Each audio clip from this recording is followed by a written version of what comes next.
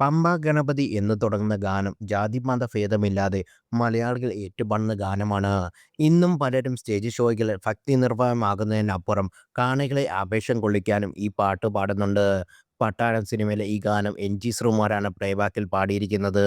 ഇപ്പോഴിതാ ഏറ്റുമാനൂർ മഹാദേവ ക്ഷേത്ര ഉത്സവത്തിൽ എം.ജി. ശ്രീകുമാർ ഈ ഗാനം ആലപിക്കുന്ന വീഡിയോയാണ് സോഷ്യൽ മീഡിയയിൽ വൈറലാകുന്നത്.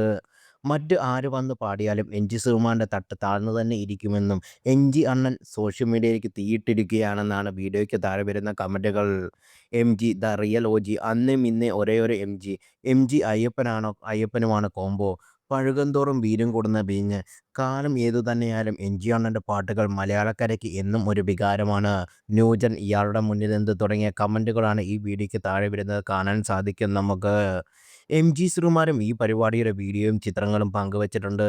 ആ വീഡിയോയ്ക്ക് താഴെ നിരവധി കമന്റുകൾ കാണാൻ സാധിക്കും നമുക്ക്.